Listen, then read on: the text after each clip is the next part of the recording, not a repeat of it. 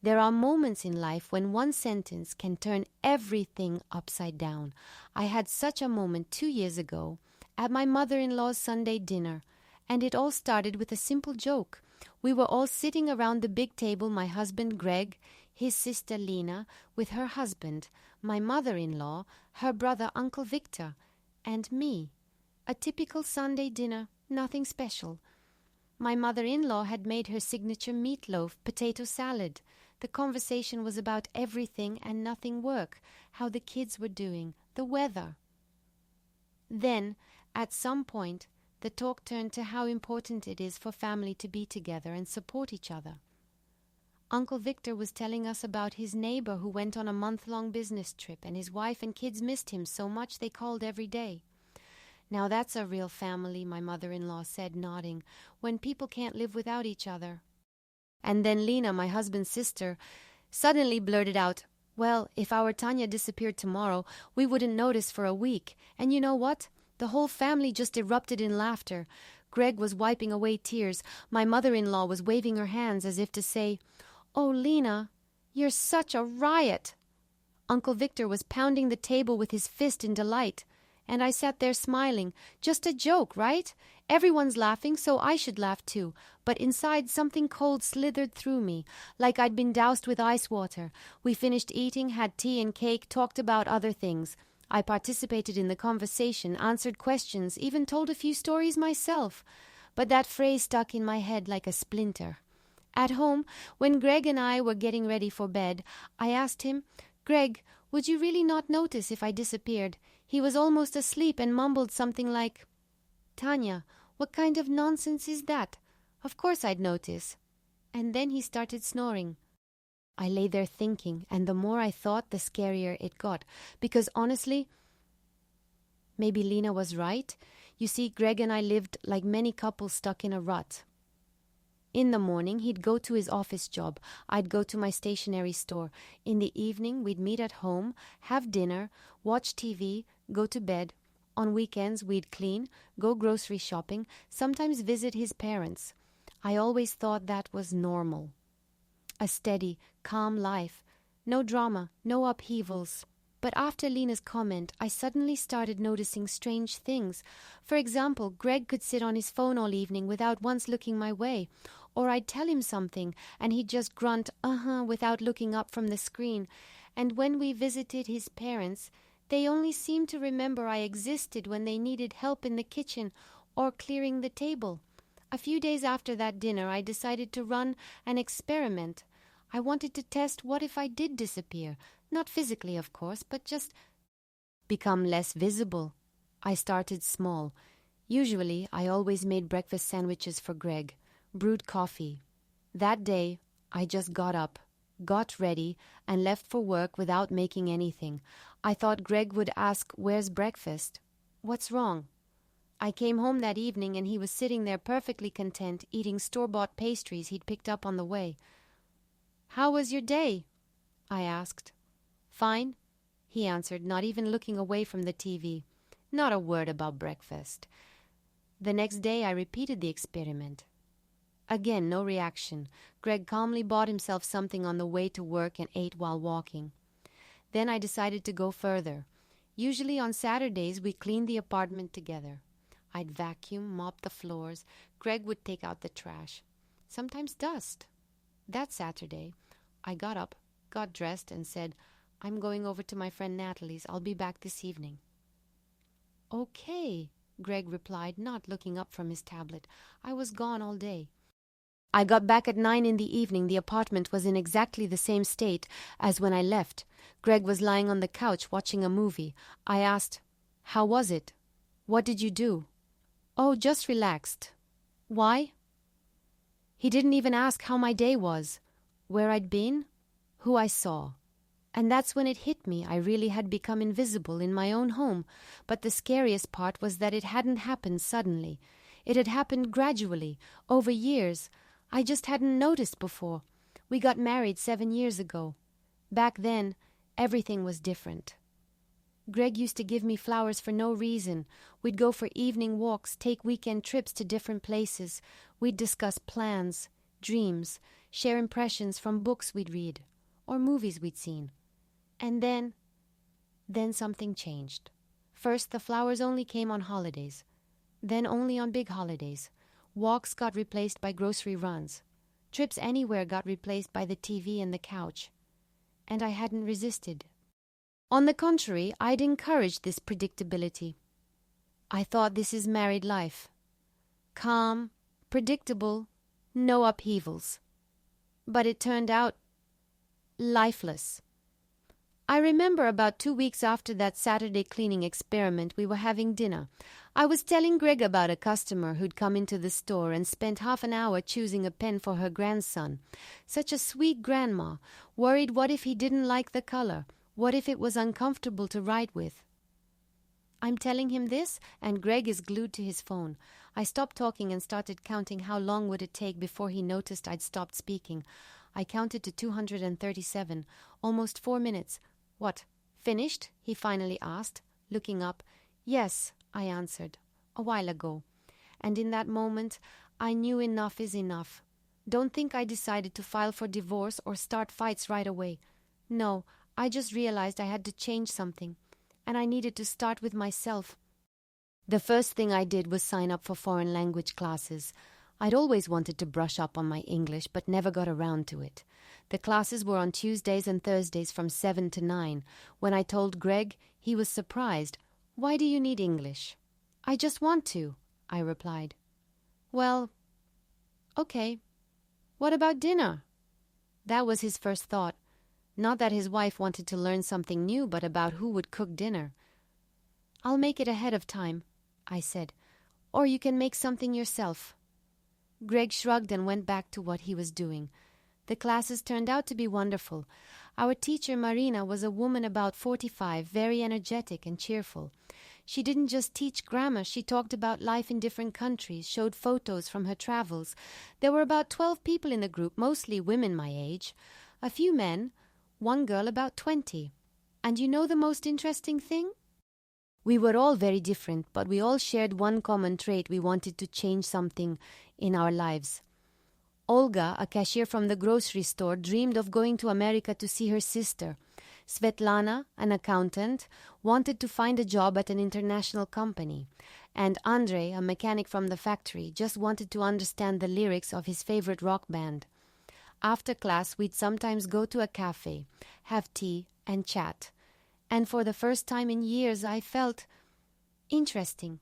Yes, exactly that, interesting. I had things to say. People listened to me, asked questions, laughed at my jokes. At home, I tried to share my impressions with Greg, but he only half listened. When I told him a funny story about how Andrei tried to explain in English that he was a mechanic and it came out as he sleeps with keys, Greg didn't even smile. "Uh-huh," he grunted. "Tanya, there's a weird noise in the bathroom. Can you check it?" Like that. My joy, my new experiences, my small victories, none of it mattered. The sound in the bathroom mattered. But I didn't get upset. On the contrary, I realized I was on the right track. A couple of months later, I signed up for dance classes too, Latin dance. I'd always dreamed of learning to dance salsa, but was shy, thought I was too old, not the right body type. Then I thought, what difference does it make? I want to dance, so I'll dance. The studio wasn't far from home. Classes were Saturdays from 11 to 12:30. Perfect timing instead of Saturday cleaning. "Have you lost your mind?" Greg was indignant when I told him the news.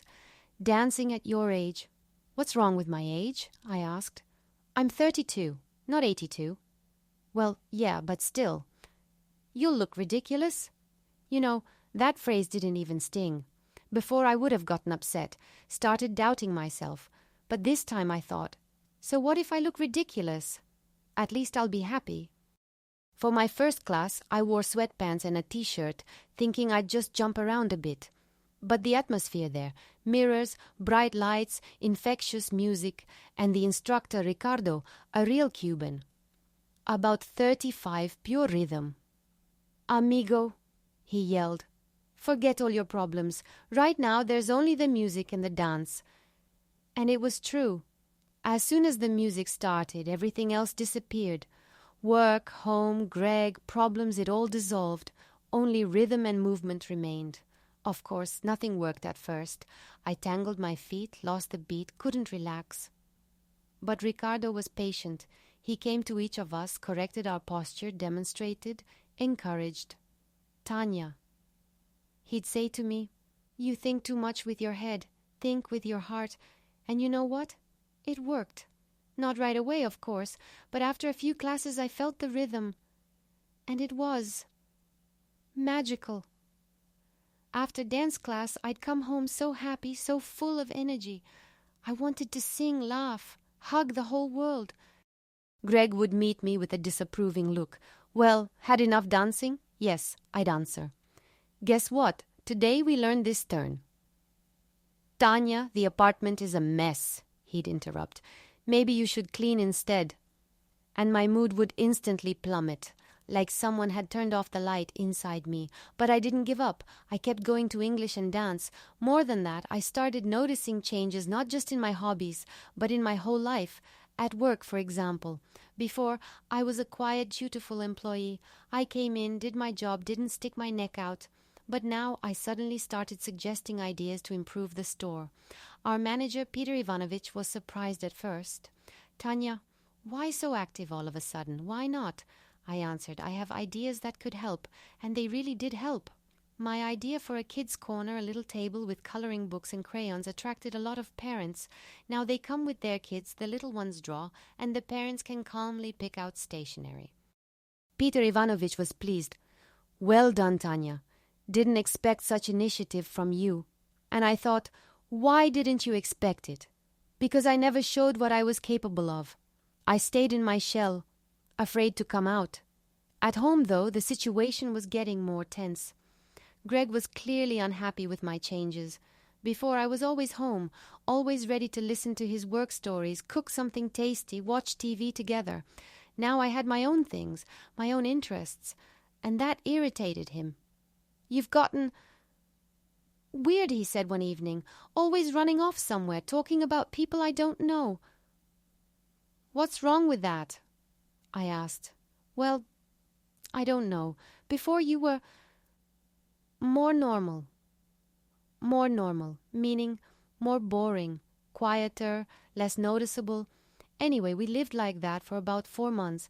I was blooming and growing, learning English, dancing salsa, proposing new ideas at work, and Greg was becoming more withdrawn and expressing his dissatisfaction with my changes. And then something happened that finally put everything in its place. It was a Wednesday. I got back from English class around 9:30. I was in a great mood. We'd analyzed movie dialogues. It was really interesting. I walk into the house, and Greg is sitting there looking grim. "Hi," I say. "How was your day?" "Fine," he grunted. I went to change, but he suddenly called me back.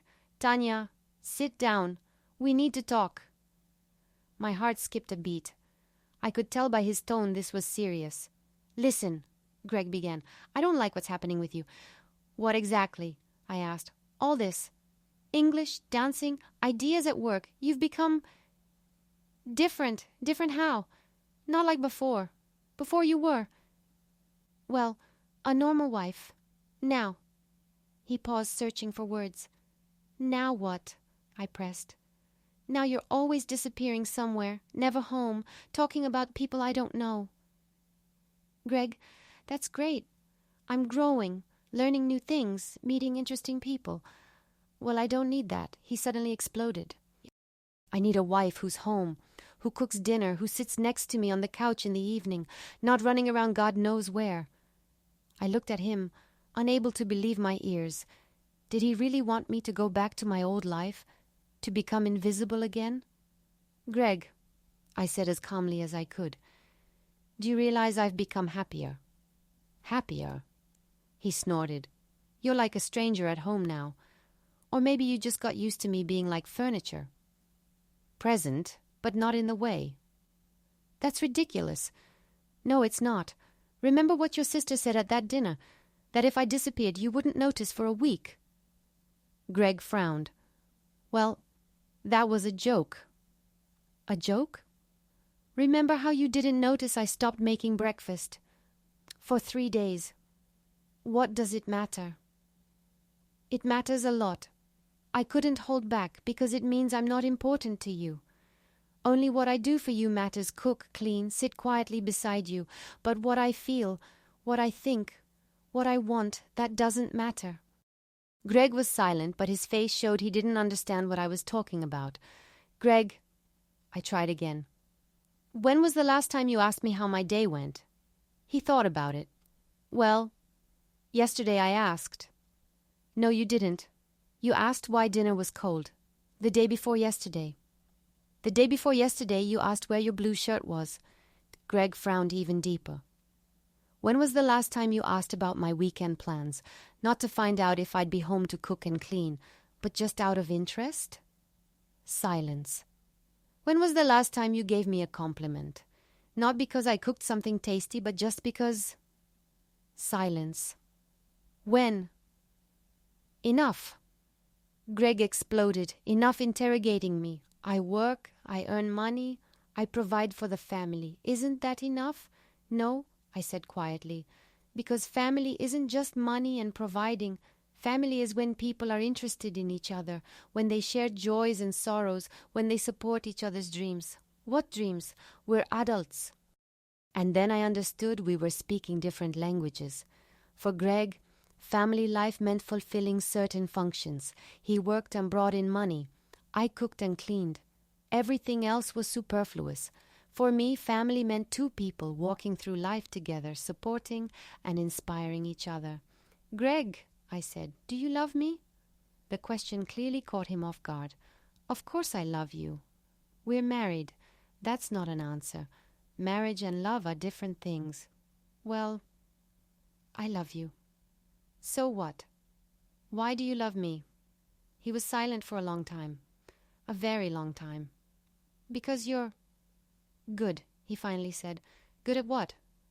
Well, you cook well. Keep the house in order. Don't make scenes. My heart clenched. He loved me because I was convenient, because I didn't interfere with him living the way he was used to. And if I stopped cooking, cleaning, and started making scenes tomorrow, I asked, why say such stupid things? It's not stupid. If I changed, would you stop loving me? Greg thought for a long time again. I don't know, he answered honestly. Probably.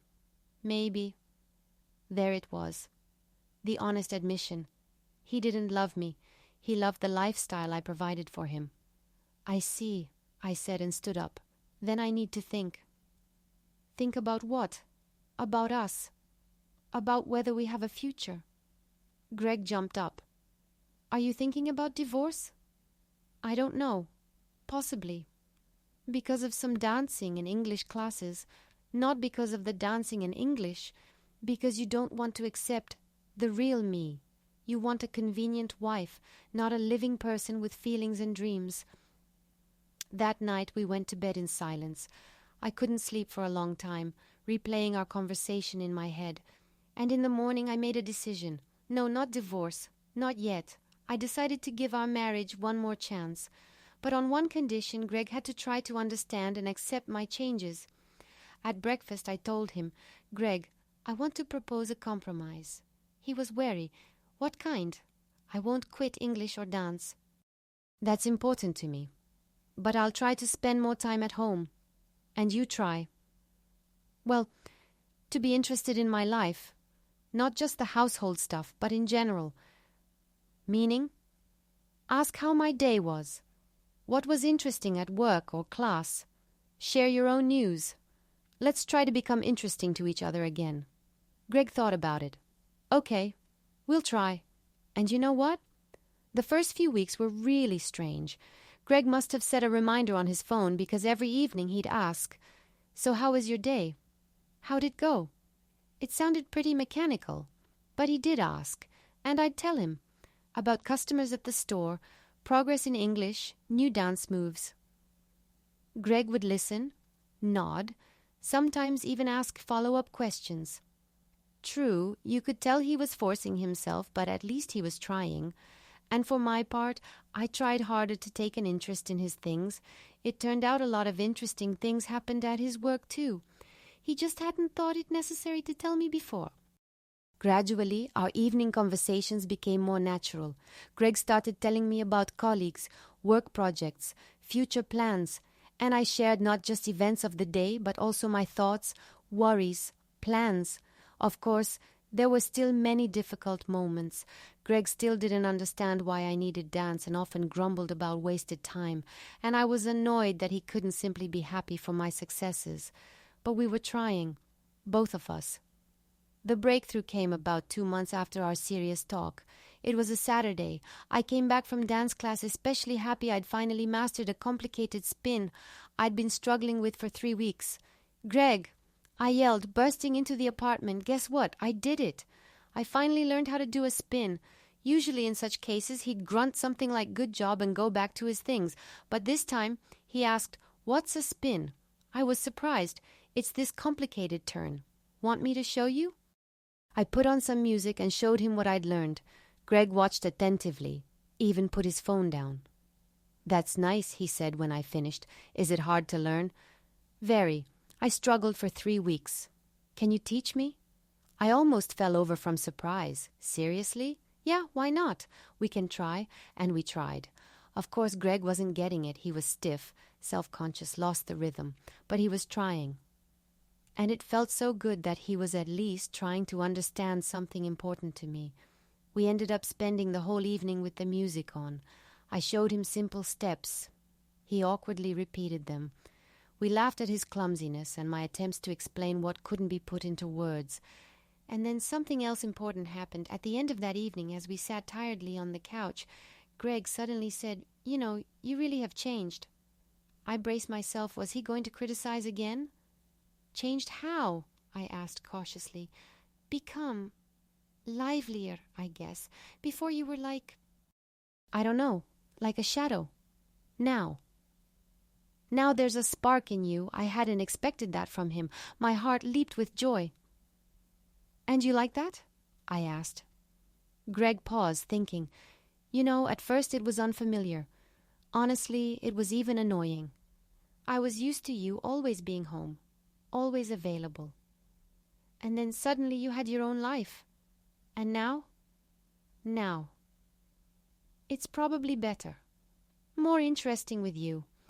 Before, we barely talked about anything except what to buy at the store and when to pay the utilities. It was a real breakthrough. For the first time in years, Greg not only acknowledged my changes, but said he liked them. After that, things got much better. He even came to pick me up from dance a few times and met other people in the group. Ricardo immediately dubbed him the handsome Tanya's husband and kept inviting him to try dancing himself. Greg even came with me to an open lesson at my English class. Marina held them for people who wanted to see what we did. Greg sat off to the side and watched us act out dialogues and do exercises. After class, he said, "Didn't think it was this interesting. And it's actually hard." "Want to sign up too?" I offered. "No, hearing about it from you is enough. But now I understand why you like it. You know, that was a huge step for our marriage. And for me personally."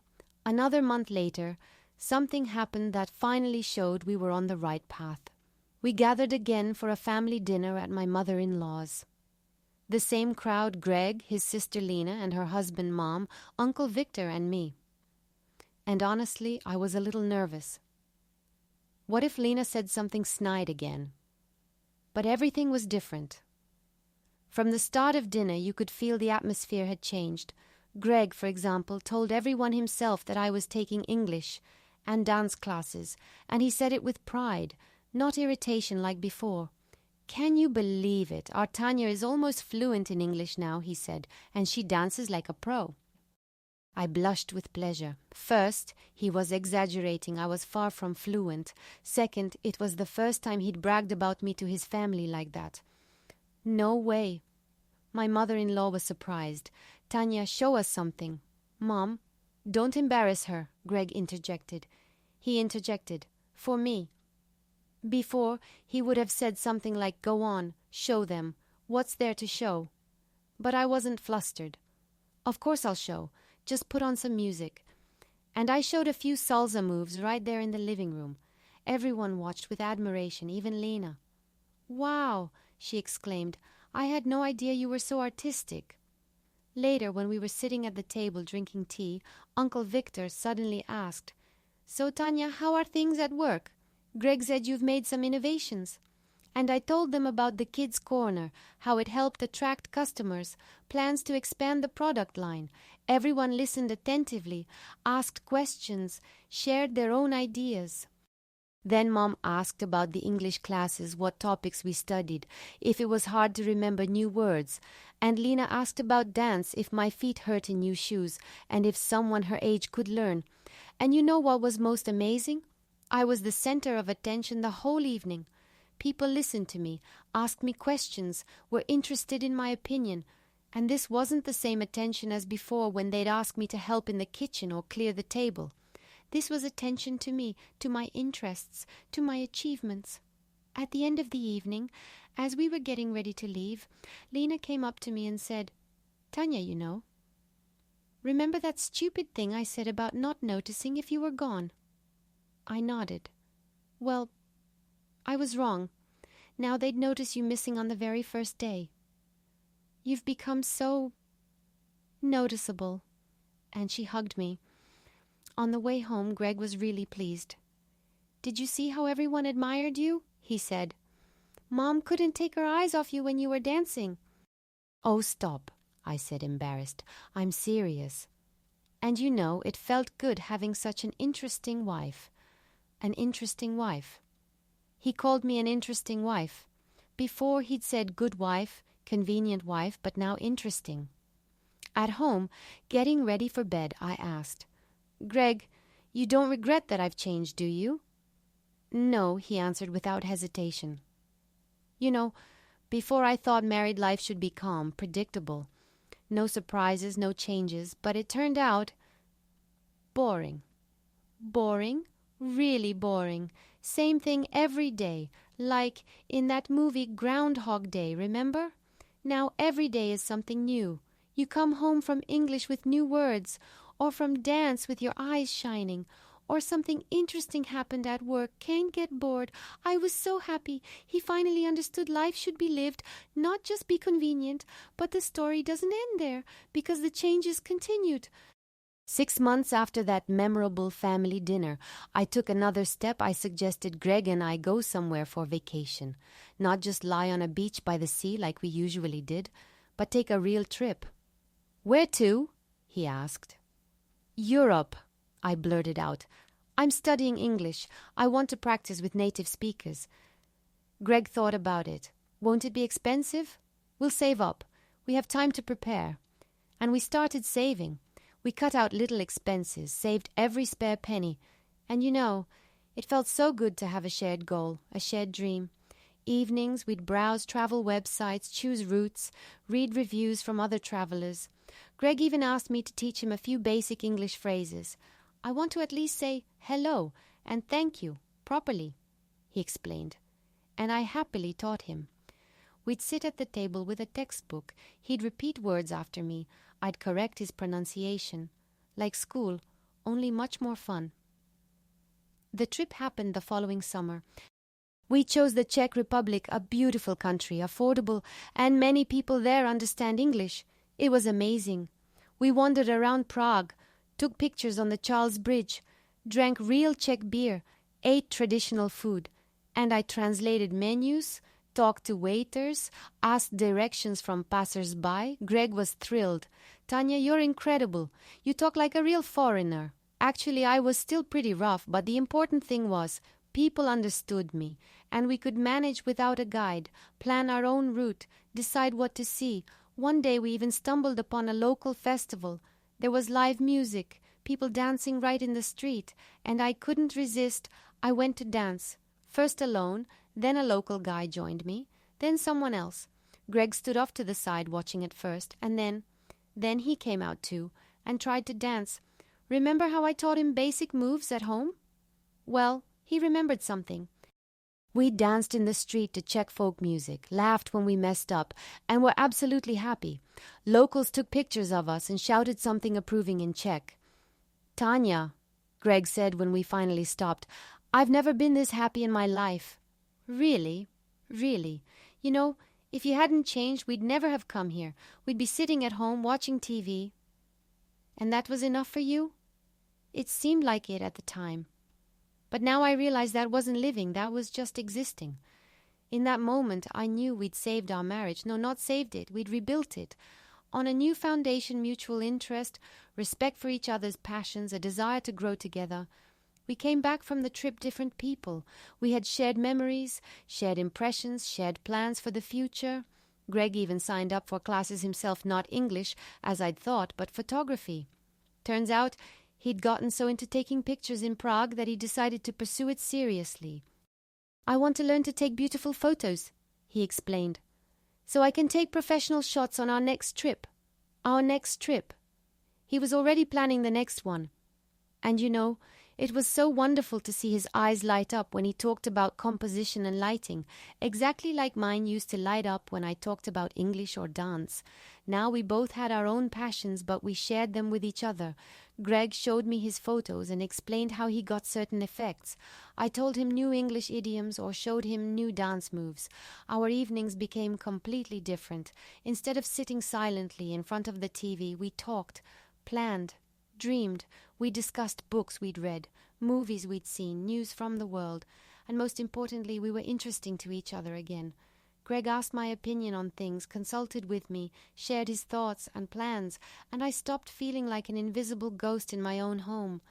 Of course, not everything was perfect immediately. We still had disagreements and misunderstandings, like when Greg got too absorbed in photography and forgot about chores, or when I came home from dance too late and he worried. But now we knew how to talk to each other, not just air grievances, but really talk, explain our feelings, look for compromises, find solutions. I remember one such conversation. Greg came home upset. "Tanya, I have problems at work." He told me his boss was unhappy with his work quality, threatening to withhold his bonus or even fire him.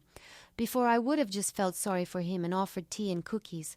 This time I sat down next to him and started figuring it out. What exactly was the problem? What could be fixed? What options were there? It turned out Greg had gotten too into photography and became careless at work. He was making mistakes he'd never made before. "You see," he explained, "it's such routine, such boredom. And at home, the camera, interesting challenges. So I get distracted. Maybe you should look for a different job," I suggested. "Find something more interesting?" Greg was surprised. "Where would I find one? And the pay here is pretty good." "Greg, but if you don't like what you do for 8 hours a day, that's awful. Spending half your life in misery." We talked for a long time that evening. And in the end, Greg decided to look for a new job. Not quit the old one immediately, but start looking. Send out resumes. Go to interviews. And you know what? A month later, he found a great position at an advertising agency that needed someone with photography skills. The pay was even a bit higher, and the work was much more interesting. "Can you believe it?" he told me on his first day. "They gave me an assignment to photograph a new clothing line for a catalog. Real creative work. And I was happy for him, just as sincerely as he'd been happy for my successes in English and dance before." Another year passed, a year of amazing changes and discoveries. Greg not only mastered photography but started doing freelance work at weddings and corporate events. He even got regular clients. And I took the boldest step of my life. I opened my own dance studio. It started when a few girls from our group asked me to give them extra lessons. Ricardo was often busy, group classes didn't always allow for individual attention, and I had enough experience by then to help beginners. At first, we practiced at my place. Then we rented a hall at the local community center for a few hours a week, and when more people became interested, I realized it was time to do this professionally. Of course, it was scary. Quit a stable job at the store for the unknown. Invest all our savings into renting a hall and equipment? What if it didn't work? But Greg supported me. "Tanya, let's try. Worst case, I can do more photography gigs. We won't starve." And we tried. We rented a small hall downtown, bought mirrors and sound equipment, did some renovations. Greg helped with everything, with money and with his hands. He even photographed the hall for promotional flyers. I named the studio Rhythm of Life. Fitting, right? Because dance helped me find my rhythm, my real life. The first few months were tough. We had few students, barely enough money for rent. But gradually things worked out. Word of mouth did its job. Satisfy students brought friends, who brought their acquaintances. Within 6 months, I had 3 groups: beginners, intermediate, and even a kids group. Another 6 months later, I had to look for a bigger space. And you know the most amazing thing? Working at the studio didn't feel like work. It was a passion that brought joy to me and my students. Every day I saw people change. They'd come in tense, insecure, and after a few months, they'd be transformed, graceful, relaxed, happy. One student I remember particularly well was Marina, a woman around 40. She came after her divorce, deeply depressed. Said she felt unwanted, like her life was over. A year later, she was unrecognizable, slim, beautiful, confident, and most importantly, happy. At one of our recitals, she even performed a solo number. "Tanya," she told me afterward, "you saved my life. I feel like a woman again. I believe in myself again." And there were many stories like that. The studio became more than just a place to learn dance. It was a place where people found themselves, gained confidence, changed their lives for the better. At home, things were wonderful too. Greg was now working as a photographer at the ad agency and was very proud of it. His photos were even published in magazines. Evenings we'd tell each other about our day, share successes and problems, make plans for the future. Greg took an interest in the studio, gave advice on advertising and promotion. I helped him choose the best photos for his portfolio. We became a real team again. But not the old team where one worked and the other managed the household. A team of equal partners who support each other and celebrate each other's successes. And we didn't stop traveling. In 3 years we went to Italy, France, Germany. Greg photographed everywhere. I practiced my English and studied local dance traditions. In Italy, for example, we stumbled upon a real Tarantella festival. I even took a workshop. Greg filmed it all and later made a whole photo series that was even exhibited in a gallery. In France, we visited a famous dance school in Paris. I took lessons from real masters and later brought new techniques back to my studio. Our life became rich, full, interesting, and most importantly, we were both active participants in it, not just actors playing assigned roles. Of course, family dinners at Mom's changed too. Now everyone had something to tell, something to discuss. Lena asked for dance advice. She'd signed up for my studio too. Uncle Victor took an interest in photography. Greg even gave him a simple camera and taught him the basics. And Mom once said, "Tanya, you know, you've changed so much. For the better. You've become so vibrant." Vibrant. Yes, that was the word I'd been missing before. I'd been grey, unnoticed, dull. Now I was vibrant. And it all started with Lena's unfortunate phrase about not noticing me for a week. How grateful I am to her for that phrase. If it hadn't been for that, I might have kept living in my grey shell, never knowing what I was capable of. Now, as I tell this story, it's been 4 years since that memorable dinner, and sometimes it feels like it's a story about another person. My life has changed so drastically. But the most important thing, it's not just the external circumstances that changed. I changed. From a timid, insecure woman afraid to stick her neck out, I became someone who isn't afraid to dream and make dreams come true. The studio is doing better and better. Greg and I even recently opened a second location in a neighboring district. This summer we're planning a dance camp for kids. Greg isn't standing still either. He was invited to work for a big publishing house, photographing for glossy magazines, and he's planning to publish a book of his best work. And you know what I've realized over these years? Happiness isn't when everything is stable and predictable. Happiness is when you grow, develop, discover new possibilities within yourself. When you are not afraid of change, but seek it out. And happiness is also having someone beside you who supports your dreams and shares your joys.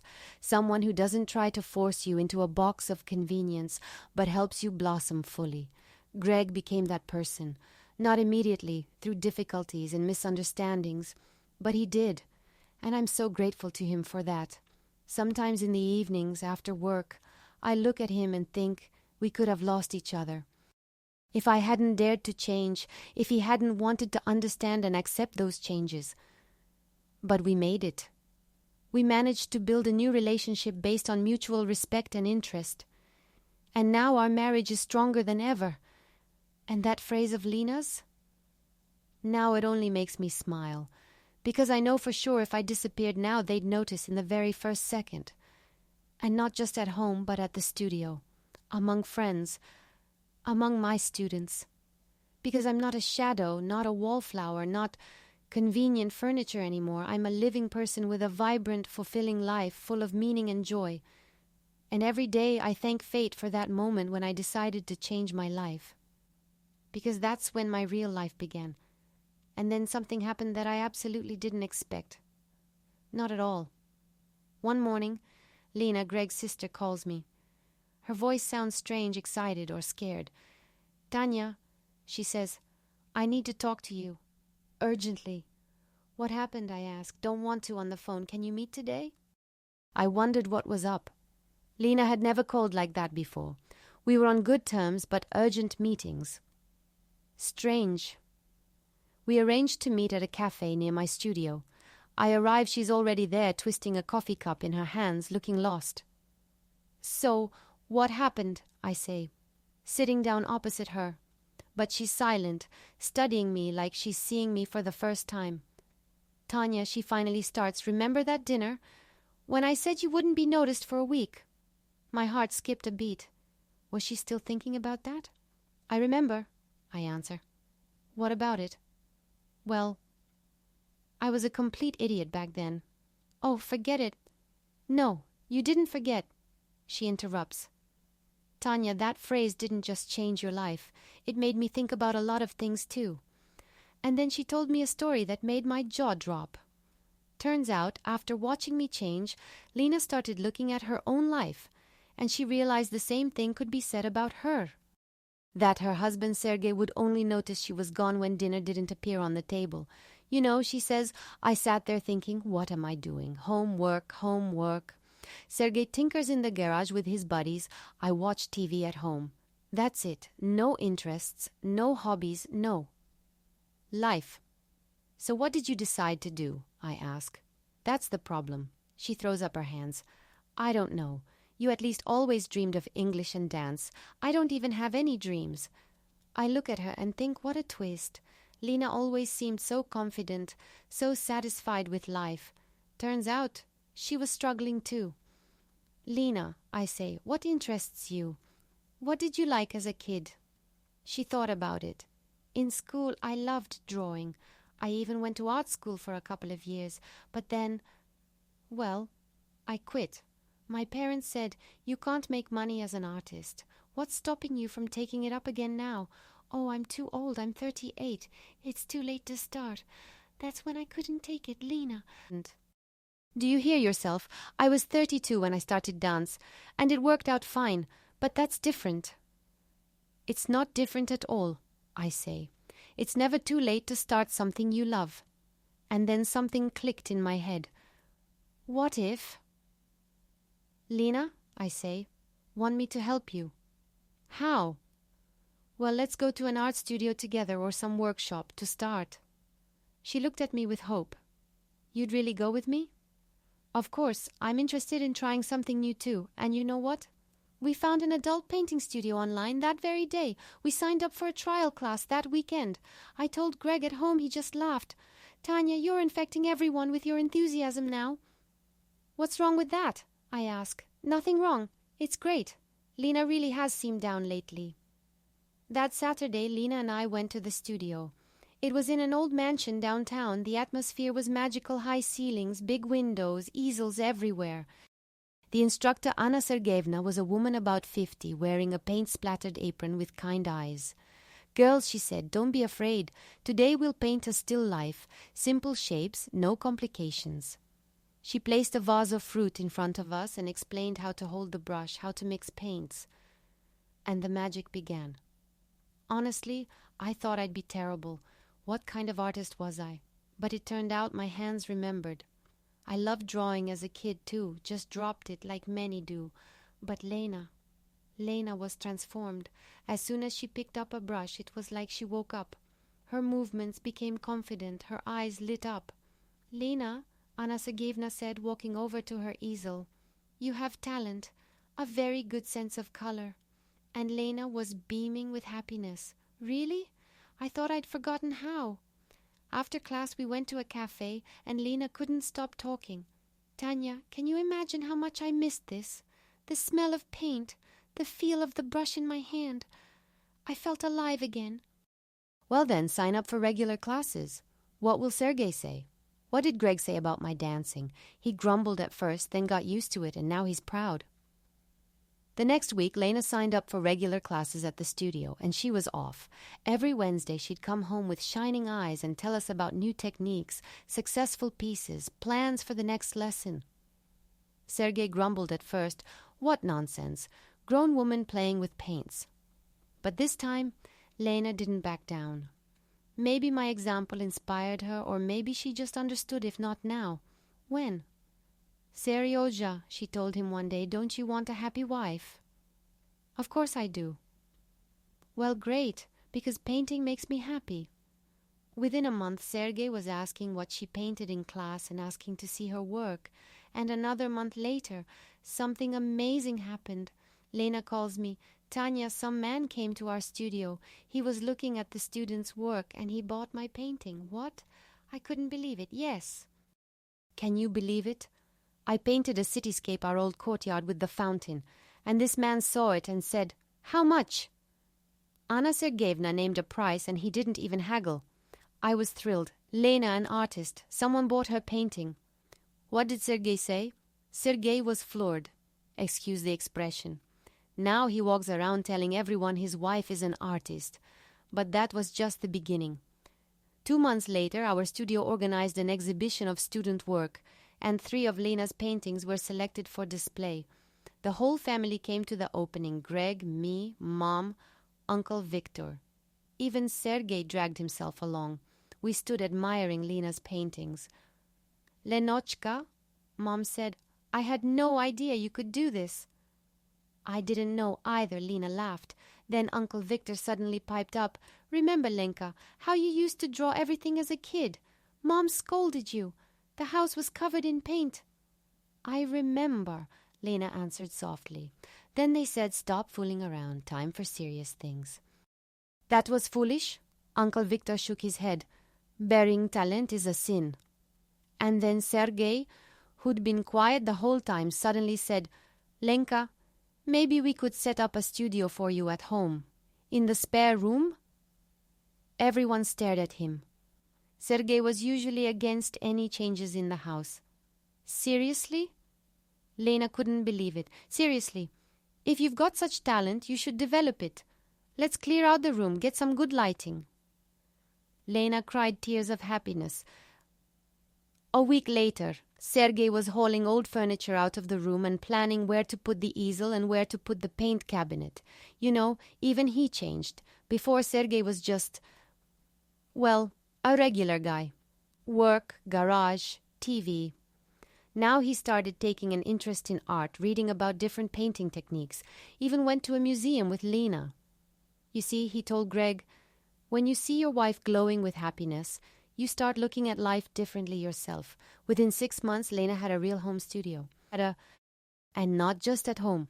Anna Sergeyevna offered her a job teaching beginner classes at the studio. "Lena," she said, "you have not only talent for painting, but for teaching. You're so patient with beginners." And Lena agreed. Now on Tuesdays and Thursdays, she teaches lessons for people just starting out. She also started participating in city art shows. Her work sells. She gets portrait commissions. Can you believe it? Lena now earns money doing what she loves. But the most amazing thing happened at the next family dinner. We were all gathered as usual at Mom's. Lena brought her newest painting to show, a beautiful seascape that took your breath away. Everyone admired it. Then Mom suddenly said, "You know what, kids? I want to do something too." "What?" we all asked. I want to grow flowers, not just on the windowsill, but seriously. Maybe make a small greenhouse on the balcony. Well, what do you know? Mom, who'd only ever taken care of the house, suddenly talking about a greenhouse. Mom, Greg said, that's great. We'll help you set it up. Really, you'll help? Of course. We all chorused, even Uncle Victor joined in. And me. You know what? I want to sign up for an amateur radio club. I was into it when I was young, then dropped it. I looked at everyone and thought, what a chain reaction. One person starts changing and the others follow. And then something else interesting happened. One day I ran into our neighbor, Aunt Galina, on the street. We didn't really talk much before just said hello. Tanya, she says, can I talk to you? Of course, I reply. I heard you opened a dance studio. Yes, I did. Can you tell me? She hesitated. Can someone my age still learn? Turns out Aunt Galina was 62 and she'd dreamed of dancing her whole life. But she was always shy, too young and busy before, too old and awkward now. Aunt Galina, I said, of course you can. I have a group for the elegant age. Come for a trial class, and she did. And you know what? And you.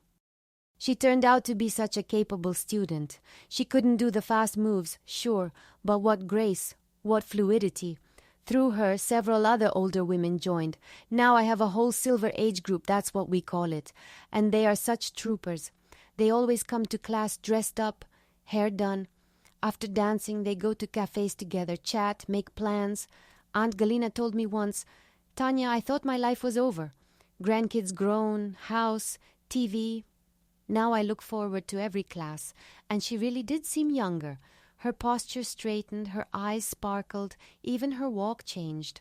Her granddaughter, a college student, came once to see Grandma's progress and said, Grandma, you dance cooler than me now. But the story that struck me most was about one of my students, Olga. Olga works at a bank, a very serious woman, always in strict suits. She came to my dance class on a friend's advice for health, for fitness. At first you could see she was forcing herself. Movement stiff, face serious, like she was at work. But gradually she started to thaw. First she just relaxed, then started smiling during class, and then she fell in love. With dancing, with the music, with the feeling of freedom in movement. Tanya, she told me after class one day, I always thought dancing was frivolous, entertainment for flighty people. What do you think now? Now I understand dance is a way to express yourself, to show what words can't say. After 6 months, Olga was transformed. She even started dressing differently for work less strict, adding bright touches. And she met Andre from another group at our studio. Andre's a programmer, a quiet guy. He also joined us unexpectedly, said he was tired of computers and wanted something alive, and so they met the banker and the programmer at tango class and fell in love. First, they were just dance partners. Then they started having coffee after class, and then they realized they couldn't live without each other. They got married last month, and you know where? At my studio. They decorated the hall with flowers, invited all our students, and we had a real dance party. Olga danced her favorite tango with Andre in her wedding dress, and everyone else stood in a circle and clapped. It was so beautiful. Everyone cried. Tanya, Olga told me later, if it weren't for dance, we'd never have met. He's an introverted programmer. I'm a bank clerk. Where would our paths have crossed?